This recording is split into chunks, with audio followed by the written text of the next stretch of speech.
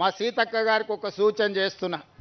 మా సహచర మంత్రివర్గ సభ్యులు, రాజ్యసభ సభ్యులు, లోక్సభ సభ్యులు, శాసన మండలి సభ్యులు, శాసన సభ్యులు, మా గ్రేటర్ హైదరాబాద్ మేయర్ గారు, డిప్యూటీ మేయర్ గారు మా ఇందిరమ్మ చీరలు కట్టుకోవాలి.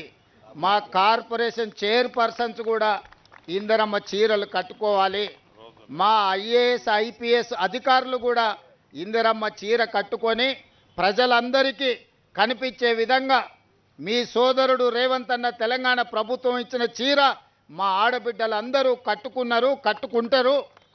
వాళ్ళందరూ ఆత్మగౌరవంతో ఈ చీరను కట్టుకున్నారని మనం ఎట్టే తెలంగాణ సారే బ్రాండ్ అంబాసిడర్లుగా మీరే ఉండాలి.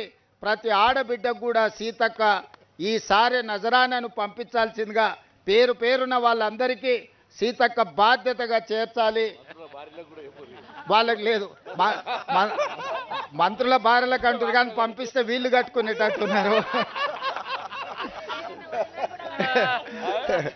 సో అట్లా మరి సీతక్క అదనంగా మంత్రులు, ముఖ్యమంత్రి గారి కుటుంబాలకు కూడా ఒకవేళ చీరలు అందిస్తా అంటే నాకేం అభ్యంతరం లేదు. కానీ ముఖ్యంగా మా ఆడపడుచులకు, ప్రజాప్రతినిధులందరికీ కూడా మా సీతక్క ఈ చీరను అందించాల్సిందిగా వాళ్ళందరూ కూడా ఈ చీరను కట్టుకొని ఒక వెబ్సైట్ సీతక్క ఒకటి క్రియేట్ చేయి, అందరూ చీర కట్టుకొని నీకు పోస్ట్ చేయాలి. వీళ్ళే బ్రాండ్ అంబాసిడర్లు.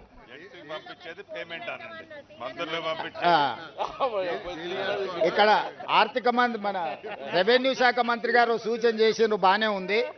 మంత్రులకు ఎమ్మెల్యేలకు పంపించేదానికి వాళ్ళ దగ్గర బిల్లులు వసూలు చేయమని.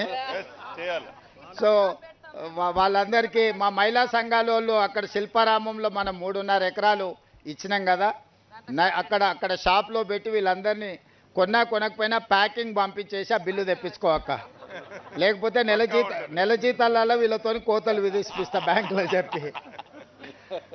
అందుకోసమని ఇది మన ఆత్మ గౌరవం.